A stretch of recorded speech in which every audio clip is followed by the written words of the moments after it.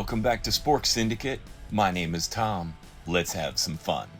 Today, I'm going to make this Hot Wheels 49 Beetle pickup into a Gaslander with a surf twist. This is a buddy build with a new YouTube friend, the killer of rock and roll Hot Wheels customs. His name is Colin, and he loves V-dubs.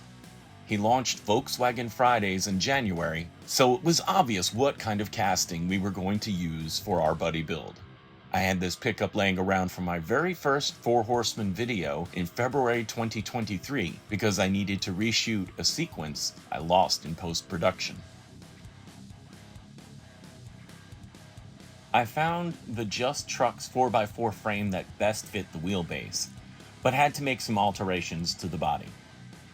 I could have just epoxied the fenders closed, but that would take away from those jagged, rusty edges that a vehicle that exists near the salt water of the beach would have.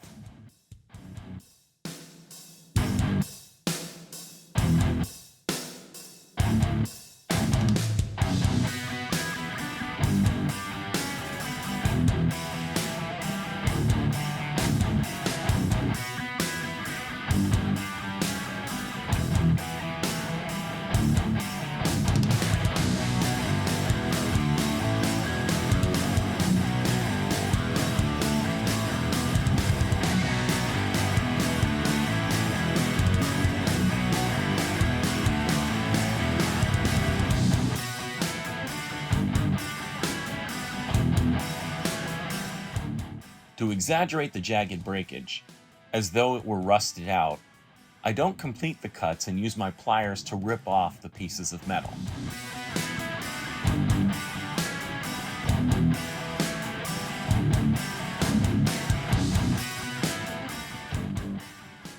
The windows are a memory. This one gets mesh to protect the people inside.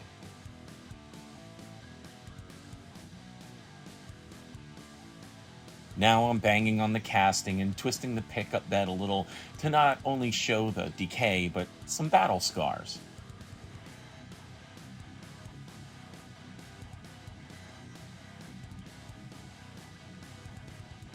The Just Trucks have 4 slots for screws to attach the original chassis to the frame.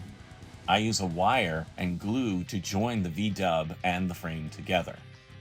In the front, I show my work and let the wire poke through the hood. It's similar to shocks protruding on a Baja vehicle, and it fits the rat rod post-apocalyptic construction. Time for some guns. It's been a little while since my last Gaslands build, so it's nice to get reacquainted with all those 3D printed parts I bought last year.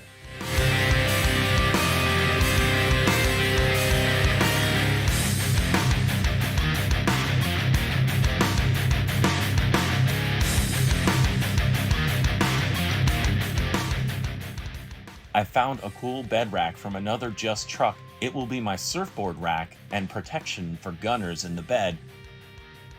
And how better to announce you're a badass than a skull right on the front of your car.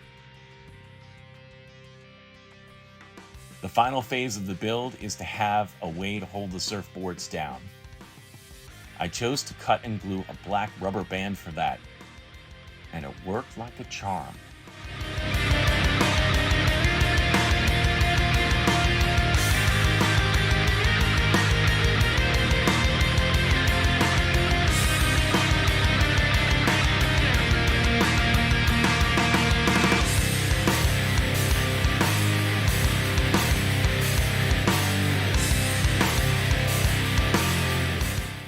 Now that it has its function, time to mess up the form.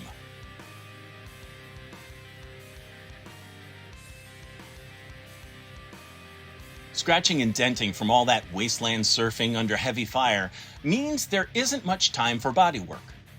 Plus, all that salt air does a number on exposed metal.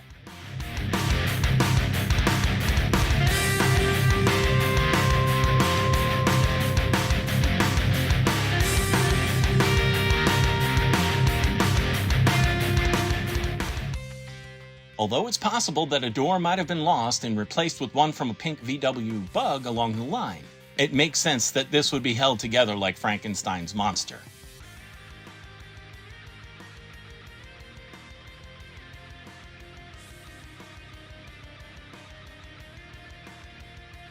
To start the multi-step rusting process, I use an orange paint marker.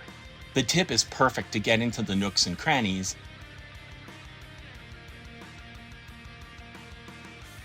For the frame, it's an all-rust base coat. I apply it with narrow cotton swabs in hopes that some of the fibers mix with the paint and create depth and contours. So many Gaslanders or Wasteland builds often have one glaring issue: perfectly chrome new wheels. This is why I scuff the rubber tires and add rust and dirt to the wheels and hubs. I've come to rely on makeup to add a jagged look to the rust. It mixes with the paint or sometimes glue to create tiny, twisted, sharp edges where metal has given way to the elements.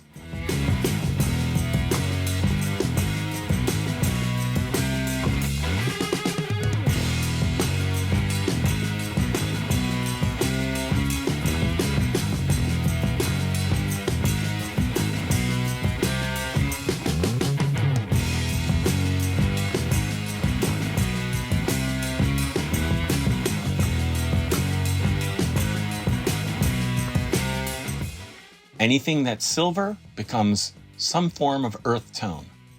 Nothing reflects the light.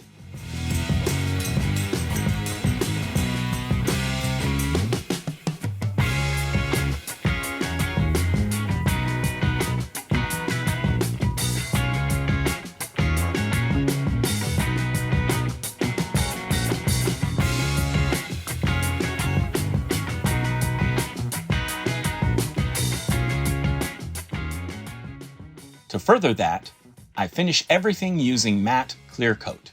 Until Diecast Graveyard debuts its matte 2K clear, I'm stuck with rattle cans.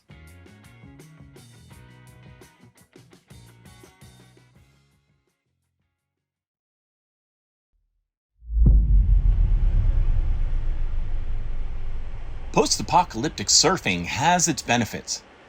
Plenty of parking, and no tourists or lifeguards getting in the way, especially when you're driving one of these.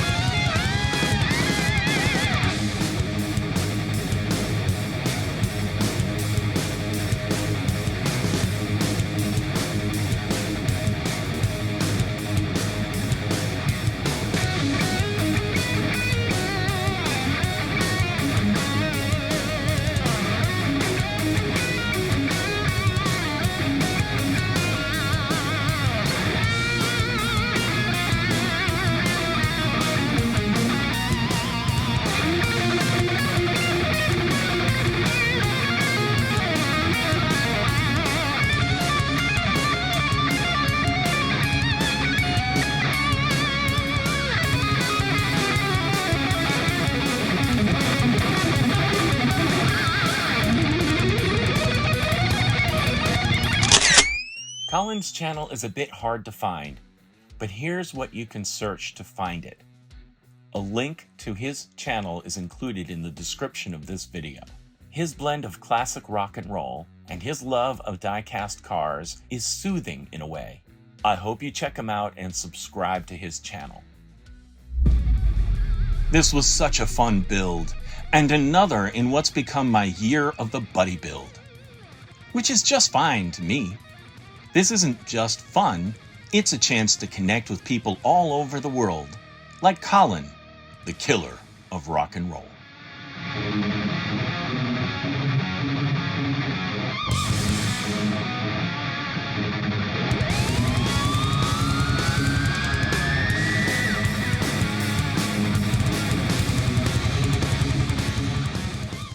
For Spork Syndicate, This is Tom. See you again real soon.